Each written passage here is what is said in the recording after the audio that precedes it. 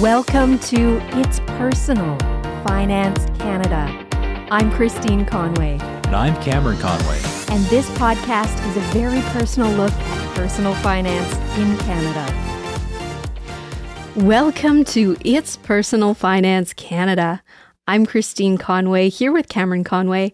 And if you're in BC, Alberta, Saskatchewan, Manitoba, Ontario, or the Yukon, feel free to find us at Braun Financial, braunfinancial.com. So in the last couple of weeks, I've been having conversations with a client who has been wanting to retire for quite some time now. And due to some very fortuitous situations, he has more than enough money. He has saved well. Everything has lined up. The stars are perfectly aligned. In other words, he listened to Christine over the years. He did very well for himself. But despite countless hours of number crunching, back and forths, reassuring conversations, he just cannot seem to pull the trigger. And this got me thinking, because this is not the first time that something like this has happened, where someone that I feel is very much ready and capable of retiring, and they just, for whatever their reason, don't seem to want to do it, in spite of telling me over the years, oh, you know what? I can't stand my job. I hate the management. I hate this workload. I hate this flow.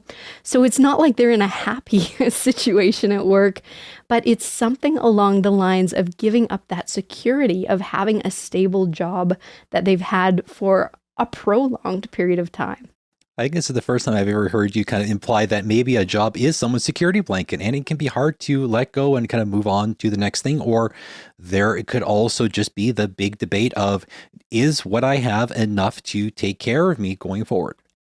That's exactly it. People view jobs as their lifelines. And if you think about it, your job has been providing your source of income for years now, right? I mean, of course, it's you going out and doing the work. And of course, you have the discernment to pick your employer, to pick your career field, what you do, your profession. But when it comes down to it, someone else has been giving you a paycheck consistently for your services for really as long as any of us can remember, right? I mean, soon as you're out of school, it's like, what are you doing for work? How are you going to generate an income for yourself? How are you going to support yourself? And then later on, how are you also going to help your family? Yeah, it is one of those kind of pivotal parts of your life. It takes up what could be for some people like 40 or plus years. You kind of go through this working phase and just that usual clock in, clock out, spend the money, get the money, go back to work, do it all over again. And there can be that apprehension of, can I keep doing this? What is the next part of my life? What exactly do I do? And am I actually ready to kind of go through a transition? And it is a transition. It's very much a transition, especially if we're thinking about it as that security blanket, that constant, consistent paycheck that you've relied on for so long. That is a big thing to pull that away, right? It's cold, it's dark, it's scary. It's a lot of things to step out into the great unknown, where now you feel vulnerable. You feel like, what if I do run out of money? I could lose my ability to get a job again in the future. What if I get older and no one would be willing to hire me? Or what if my skill set changes because I've been out of work for a period of time, or my health has changed? There are so many factors that people, even people who are unhappy in their current work environment, are afraid that if they let go of that consistent cash flow, they could find themselves in real trouble. Yeah, and a big thing that really drives all of this kind of uncertainty can actually be the markets themselves. Like, we are in this point now, in 5 years, we could be staring down the barrel of like a third recession and then all kinds of craziness. And even in a good period of time, there is still that apprehension of, oh, what if the market does this? What if the market does that? What if the markets suddenly go into recession, depression territory the day after I retire? Because this is one of those things that is outside of our control, which is why we kind of harp on like asset allocation, balancing stuff out properly, being proactive in your investments. But this is sort of just more gasoline onto that fire of fear.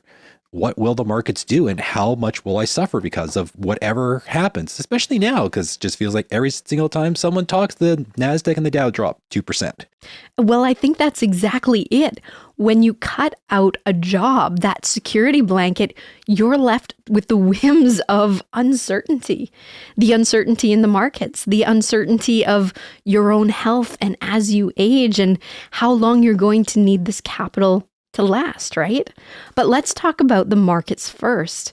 When the markets go down and someone is retired, that propensity to get scared of the ultimate outcome actually increases. Because if you find yourself in a position where you can no longer go back and recoup your losses by earning more money, it's human nature then to be more inclined to try and protect what you have. And unfortunately, that desire to protect what we have is what can harm us so badly, because it's going to tell us that in order to be safe, I need to sell right now before things get worse. And depending on when you're having that conversation with yourself, if things are already bad and the markets are down 20% or 30%, you could do incredible harm to the longevity of your money by taking it out at the wrong time. And this is something that we've seen that's been historically tested over and over again by financial planners, people that work in these kind of statistical roles where we're looking at probabilities and how cash flows change.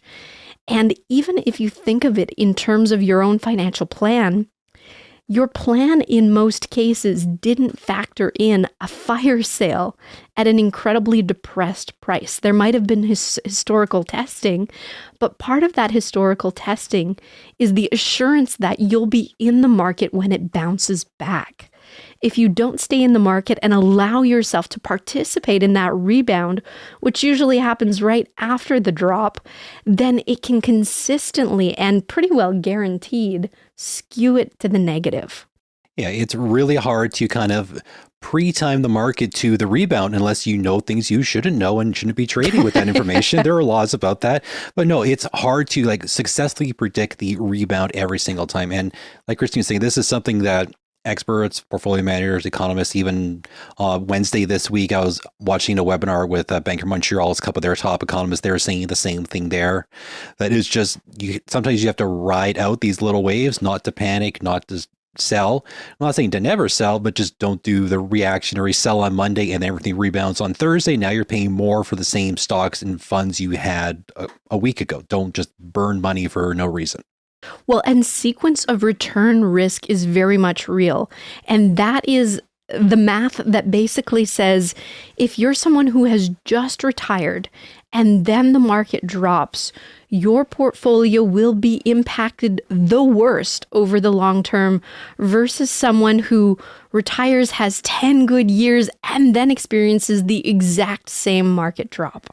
Yeah, this is where a reminder seems to have to come in, because you can tell yourself, oh, I've got like $1,000 in stock for company X. So prices drop and think, oh no, I lost money. But no, the stocks you hold lost value. You still have like those 10 shares you did a week ago.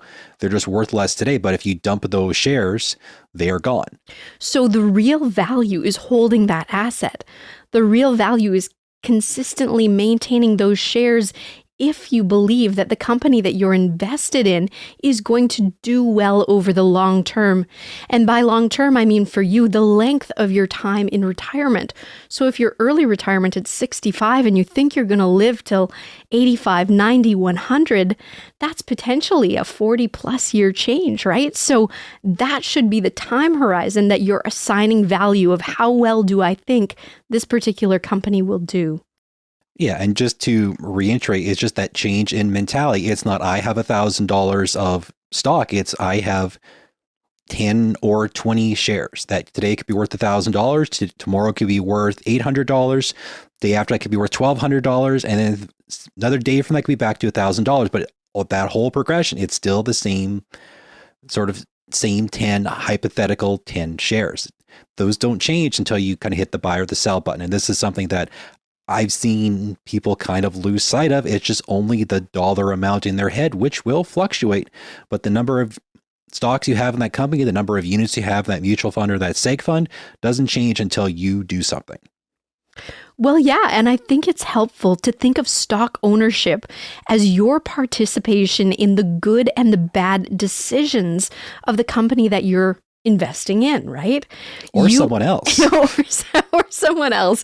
But no, it's you are aligning yourself with this company that you have chosen to invest in. And you are saying that I believe that this management team, that this product or service is something that's going to help a lot of people do well, appreciate and value over time. And that's why I want an ownership position in this company, because a share, a stock is exactly that. You can go over voting, non-voting rights, things like that, publicly traded versus private, all of that.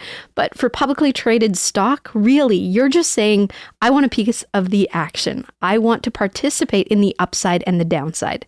Conversely, the market movements that we see when the market goes up and the market goes down based on news, based on geopolitical, based on all these other things that impact sentiment, that is fundamentally a different conversation than how the company you have invested in is doing. Yeah, and this is why some other people may prefer not to kind of play that game, and or they'll just get an ETF, a mutual fund, a segregated fund, and essentially just kind of defer some of this stuff to the portfolio manager. But still, you're picking what you want your primary geography, risk tolerance, asset allocation to be, but you are offloading some of those decisions, but you still kind of have some insight and input of what part of the market you are hoping will grow, and that's where your money's going. But yeah, you're trying to kind of get the most, and kind of bringing this back to the retirement talk, is figuring out which of these choices will give you the most longevity, as long as you're fine kind of riding out the bad times along with being happy about the good times, and also just figuring out how you're going to pay your bills in retirement. Well, yeah. And I would say, too, that when you buy a fund, as many of us commonly do, or certain types of ETFs or mutual funds, as opposed to individual stock, you are basically just saying, I would like to buy a collection of companies that fit a similar mandate. And this collection of companies is packaged together in a way that if you say, I want dividend paying companies, here's a dividend fund and here's your top holdings of what's in this fund, but every single stock in there has to meet the criteria of paying and increasing a regular dividend, or whatever that particular fund's mandate might be. So where would I go and find just the line goes up only fund? There isn't one. It's a GIC, but your performance might be a little bit disappointing. I'm sorry. But no, so think of funds exactly as that. You are picking the type or the category of stocks or stocks to bonds that you want to purchase. And you're saying to a fund manager, hey, this is ultimately what I want to accomplish. Can you do the back end research? Can you meet with the management teams? Can you have these conversations for me with the institutions, and then pick what you feel are the best ones, or the best ones to either have growth potential or whatever else the mandate of the fund could be. Sometimes it's income generation. Package those all together for me, give it a name, and then I'm buying that as a product. Is that like kind of a helpful explanation of what a fund is versus the individual asset? Yeah, that's essentially it. You are trying to find someone else to deal with the research, to deal with the trading, to deal with the economic oversight, and just kind of make sure that this thing tries its best to make money given the current market conditions.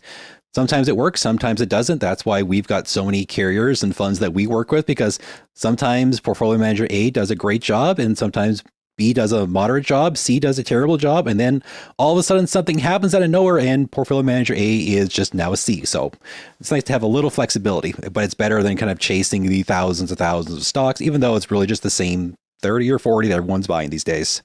Isn't that the truth, hey? But let's get back to my client that we talked about at the beginning of the show.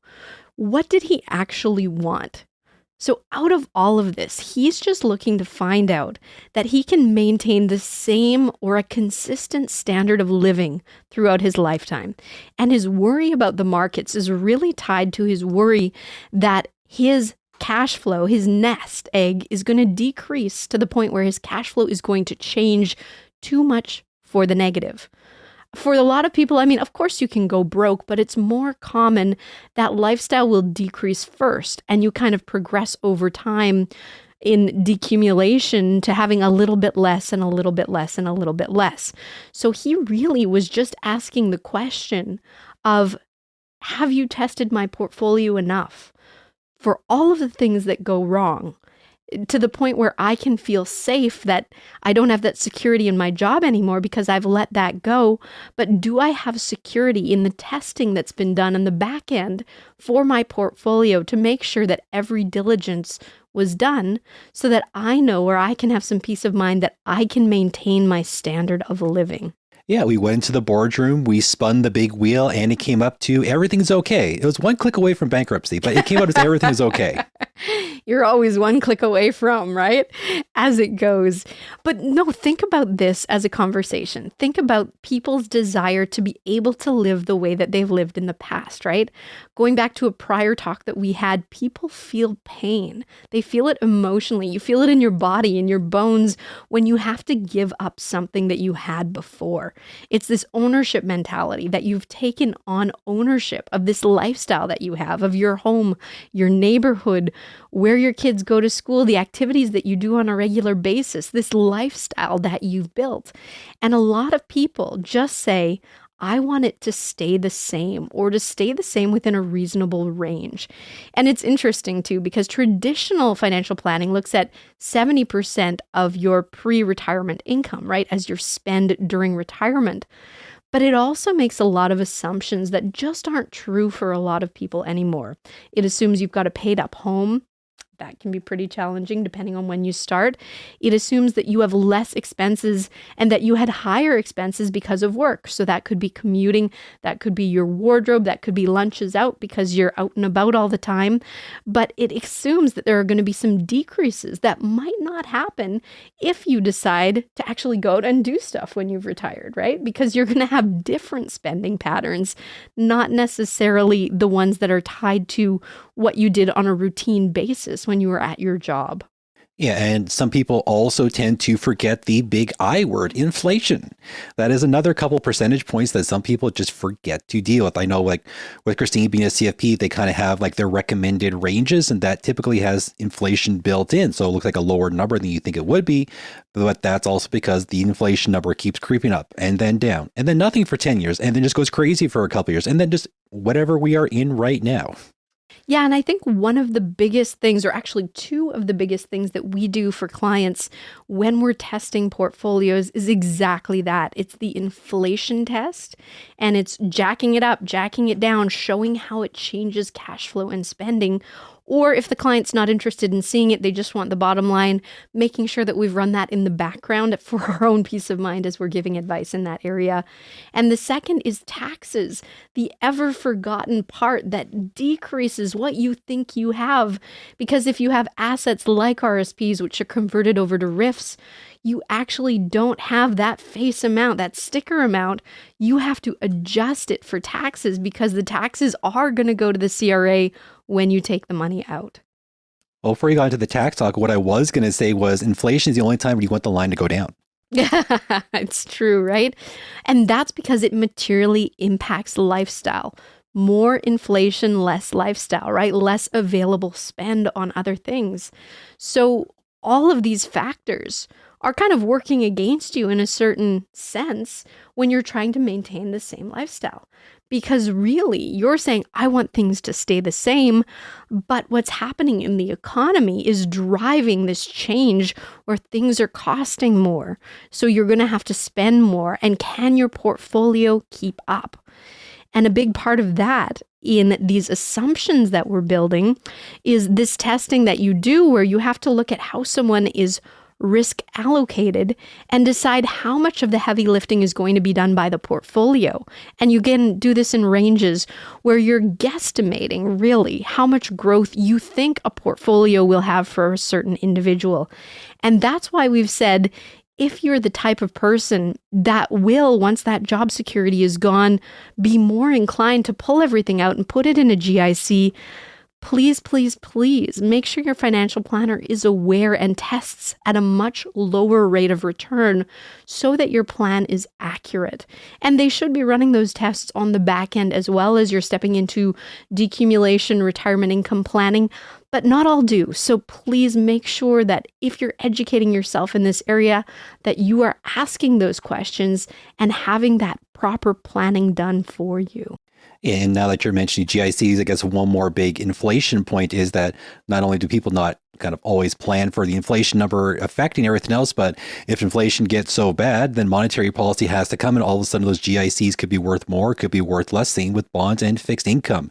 There's all this kind of push and pull on every direction when it comes to inflation and how it can affect the equity, the fixed income side and everything else. So it's something that can't be forgotten in your retirement projections. So look at what you have, look at what you need, shave off a few extra points for inflation, shave off a bunch more for taxes, and see what is that real number and not just that fancy gross number that everyone likes to look at. What is that true net and what's going to keep growing when you pull out every single year what you need? Well, and that's why, okay, I'm going to date myself a little bit here. Monte Carlo simulations are so popular, or were so popular back in the day, but honestly, I still use them today. Because what a Monte Carlo simulation does is it shows you a range of possibility. And like I say all the time on the show, retirement income planning happens in ranges because we're dealing with unknowns. We do not know what tomorrow's market performance will be. We do not know how many years you're going to need this money. So we plan for a longer age. Like I love to plan to age 100 and say, hey, if you want to be conservative, this is it. If you want to plan to life expectancy, this is the number, but here's the happy medium in between. And a lot of people will honestly, in our practice, use insurance to fill the gap, right? Because they're saying, okay, maybe I want to offload some of this risk or make sure that there's still money for my kids, for my beneficiaries, for my favorite charity. When I've depleted this down, when I've depleted all of my hard life's work, turned it into a lump sum and spent it and see it kind of decrease over time, which, I mean, it's a little sad, right? That makes you emotional as you're using the capital that you worked for. Yeah, the insurance can help, but we've got a few clients where they will take part of their non-reg or their RIF and they'll convert it over into insurance payments just to make sure there is that nice kind of gift for the kids down the road and they can still live comfortably today. Well, and if you do it young enough, insurance is one of the best ways to leverage and multiply value. If you do it older, it's kind of dollar for dollar based on age, or it can be more expensive, which can diminish some of the advantage. But if this is planning that you're doing even early retirement, it can have a multiplier effect on your wealth, which is great for the next generation. And it's also good for you because it gives you the peace of mind that you can spend the money more easily, knowing that your kids, your significant other, the people that you care about the most are already taken care of. So one more time, I'm going to go back to my client and go back to this conversation that we've been having in theme this whole way through. What do people actually want when they are looking at their own retirement? And I think when someone is determining when to pull the trigger, the conversation that they have to have with themselves is really one of utility. And bear with me, I'm going to draw a picture with my mind and with my hands. Think about it like a bell curve. No, seriously, where the longer you've been in your career, the more value you will have basically generated in your own self, in the services and the skills that I offer. Hopefully towards the end of my career, I'm making the highest wage that I've made during my career. I'm more experienced. I'm more capable. I'm probably also going to have a lot more stress and a lot more responsibility than I had at the beginning of my career, right? Like I'm more established, unless of course you're in a profession where you get to play golf half the time. But that aside, for the rest of us, as you progress into your career, there's basically more responsibility, more being added on. And I think this conversation around utility is really about maximizing the amount of time that you have to yourself in retirement versus the utility that you can build while you're working. And what I mean by that is after a certain point, the blood, sweat, and tears that you're going to pour into your job has a diminishing value to you as a person because there's only so much money that you can spend during your lifetime Assuming, of course, that the goal is to maintain standard of living and not, of course, go to Vegas and blow the whole thing in a weekend, right? You can always spend more money if you want to. But if we're talking about consistent spending and consistent planning over a period of time, there is a point of enough. And there is a point of enough that occurs that basically says, once you've hit that line and once you've tested to all of these things, longevity, adverse market conditions, inflation, taxes, and a few other back-end tests that we like to throw in there just for fun, then you have that peace of mind that you have done the diligence that is required to kind of say, okay, if I keep working, if I keep sweating, am I earning money that I am going to enjoy? Or am I just spending years of my life that I can't get back to a position that is a higher stress, higher pay, in this particular example, type job, right? How much are those last extra couple years worth versus time of enjoyment in retirement? And with retirement, the big kicker, of course, is we never know how much time we have. So that time has to be something that you value highly as well. So I guess one of the filters then is, what is that value of how much anger will my family be if I keep working as opposed to just staying home at this point? Seriously. Well, but that's exactly it. It's financial, it's emotional, and it's relational, right? It's how much time do I need to spend with the people that I love? How much time do I want with the people that I love while I'm in good health, while I'm physically capable? How many things are on my bucket list that I want to make sure that I've crossed off, that if I wait a few years and my health has changed, I might not be able to do, or I might not be able to enjoy to the same capacity that I had prior. So there are so many considerations beyond money. And that's the purpose of this conversation, that yes, this is scary. Yes, this is a huge step. Yes, there are things that can go wrong, but good planning can be that new security blanket where asset allocation works in your favor and testing works in your favor, and you've reserved enough to weather what historically has been the average periods of bad times and bounce backs, and understanding how markets react when they've been down, but they want to move back up, or we're in a recession and we're climbing out of it and we're starting a new business cycle. All of these economics that come behind have to play into retirement accumulation planning, because market cycle, like we said mid-show, is so important to you in terms of how long your money will last and how much on a dollar amount you can ultimately take out of your portfolio. Yeah, and I think this current stage of the market cycle can just be called insanity. So get used to it. It illustrates the point perfectly. And like we said, there's lots that you can do in terms of products that you can purchase, in terms of asset allocation, to delegate risk to someone else, to say, you know what, this risk is more than I can handle. So I'm going to take a passive income strategy. I'm going to buy an annuity. I'm going to have a portion of my portfolio in GICs or bonds. There are things that we can do for you to help you to manage risk, to manage the downside. So if you find yourself close to retirement and decumulation is on your mind, find us at Braun Financial, braunfinancial.com. We have a lot of experience. I'm coming on my 20th year in this industry. 16 of those will be client facing. We have a ton of experience doing back-end testing for people on these portfolios, and we can really help you understand what different market conditions will do to the assets that you have and how to manage some of that risk so that your money lasts as long as possible and that it's allocated properly and that it's in the right types of accounts for the withdrawal strategy that we're hoping to use for you. Until next time, take care. And all the best.